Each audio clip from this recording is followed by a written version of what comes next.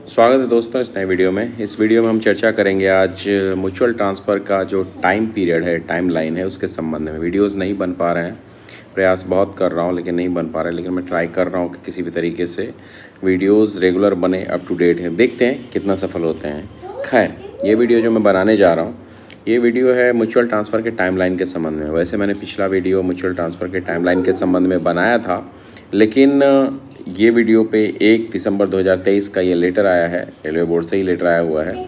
इस लेटर पे हम टाइमलाइन पे बनाएंगे। टोटल टाइमलाइन को अगर हम कैलकुलेट करेंगे तो 15, 10, 25 और 25, 15, 40, 15, 55 और 20, 75 डेज़ में आपका टोटल 75 डेज़ में टोटल काम आपका होना चाहिए। ऐसा इस लेटर के संबंध में, इस लेटर के हिसाब किताब से बताया गया है कि मैक्सिमम टू मैक्सिमम अगर किसी के म्यूचुअल ट्रांसफ़र में समय लगेगा तो वो लगेगा 75 डेज़ का मैक्सिमम पीरियड लगने वाला है। खैर, कितना लगता है ये तो हम और आप अच्छे से वाकिफ़ हैं, लेकिन अगर हम प्रयास करें और प्रशासन में काम सही तरीके से हो HRMS आने के बाद तो इतना ही लगेगा। 10 दिन पहले काम में, दूसरे में 15, फिर 15, फिर 10, 10, 15, यानी टोटल अगर हम कैलकुलेट करें, फिर से बता देना चाहूँगा मैं, 75 डेज़ में। शुरू करते हैं कि आखिर कहाँ कहाँ पे ये टाइम पीरियड लगता है और उस टाइम पीरियड के हिसाब से देखते हैं। तो पहला देखेंगे सेल नंबर 1 में, forwarding of application by supervisor to the personal department of the division.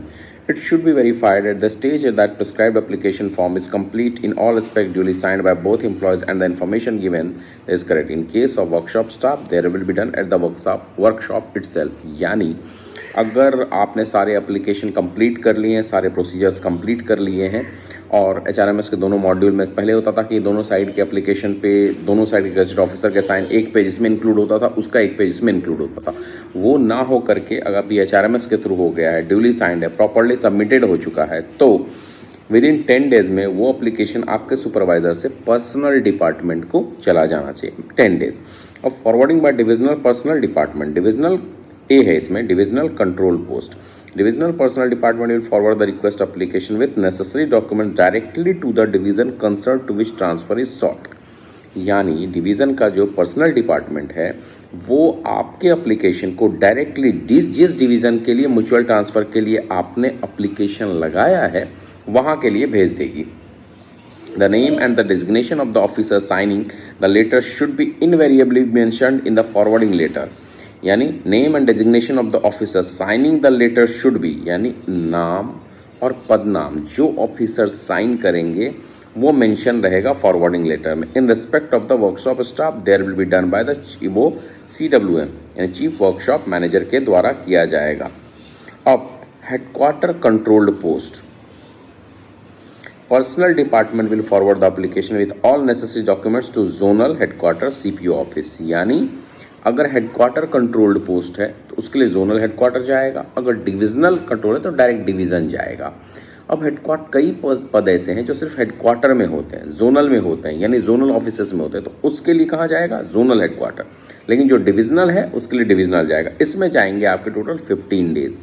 Third option में, forwarding by headquarter personal department on receipt of the application duly forwarded him from division workshop, the headquarter personal department office will forward to the zonal railway PU concerned। यानी जब application मिल जाएगा forward किया हुआ, sign किया हुआ, तो personal department जो headquarter का है वो जोनल रेलवे कंसर्न जो है या वर्कशॉप वहाँ पे भेज देगी। इसमें जाएगा टोटल 15 डेज।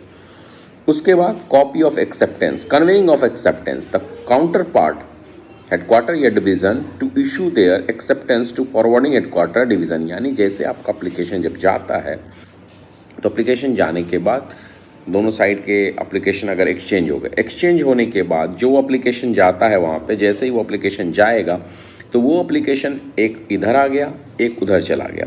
तो पहला एप्लीकेशन मान लीजिए A डिवीज़न है, B डिवीज़न है, B डिवीज़न ने A डिवीज़न को भेजा, A डिवीज़न ने B डिवीज़न को भेजा, तो एक एक्सचेंज होता है कि यस म्यूचुअल होगा। तो जैसे ही A डिवीज़न का वापस B डिवीज़न में जब जाता है लेटर, तो वहाँ से कॉपिंग ऑफ एक्सेप्टेंस यानी कन्वेइंग ऑफ एक्सेप्टेंस ऑर्डर निकलता है।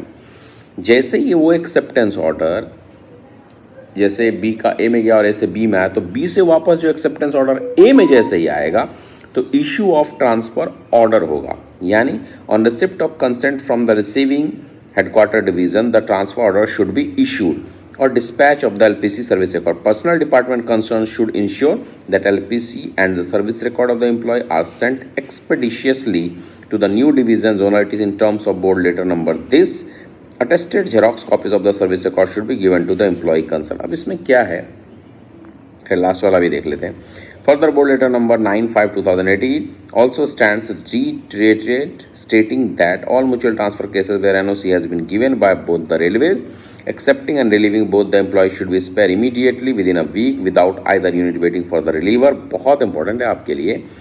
और in addition, it is directed that in the event of any doubt, the senior person shall necessarily be relieved first within a week issue of mutual transfer order। क्या है कि अब इसमें जरा notice करने वाली बात है।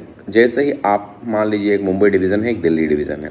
मुंबई डिवीज़न दिल्ली डिवीज़न की बात है कि फॉर्म दोनों तरफ से प्रॉपर्ली साइन हो गए, सब कुछ हो गए, और मुंबई ने दिल्ली को भेजा, दिल्ली ने मुंबई को भेजा। तो मुंबई ने दिल्ली को जैसे ही भेजा और दिल्ली ने फॉर्म मुंबई को भेजा, तो मुंबई वापस एक एक्सेप्टेंस ऑर्डर इशू करता है। दिल्ली भी इशू कर सकता है कन्वेइंग एक्सेप्टेंस ऑर्डर। जो पहला एक्सेप्टेंस ऑर्डर निकलता है, मान लीजिए फिर मुंबई दिल्ली के दोनों के एक्सचेंज के बाद मुंबई ने एक्सेप्टेंस ऑर्डर कन्वे किया दिल्ली को, दिल्ली में वो एक्सेप्टेंस ऑर्डर पहुंचा। जैसे ही वो एक्सेप्टेंस ऑर्डर पहुंचेगा दिल्ली में, उसके पहुंचते ही वो क्या करेगी, दिल्ली वो ऑर्डर इशू करेगी ट्रांसफ़र का, ट्रांसफ़र ऑर्डर निकाल देगी, इन्हें अब ट्रांसफ़र कर दिया जाए।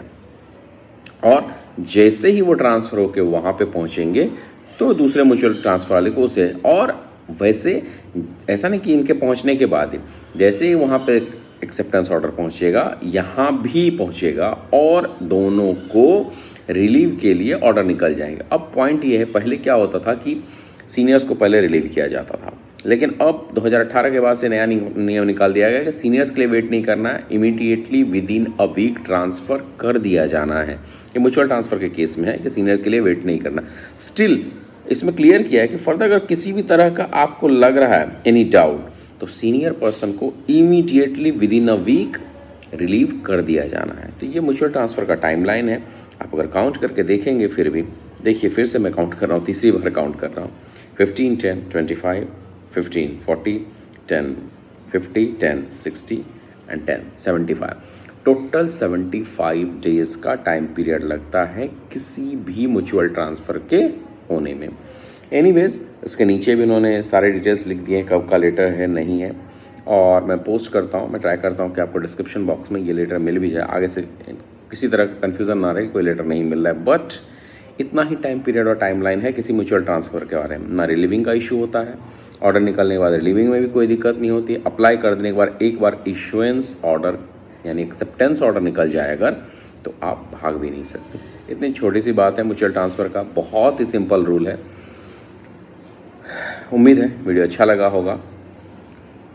कल स्पाउस अकाउंट ट्रांसफ़र में फिर डिटेल डिस्कशन करूँगा और एक लेटर के साथ बात करेंगे। वीडियो अच्छा लगा हो तो लाइक शेयर सब्सक्राइब करिए। धन्यवाद।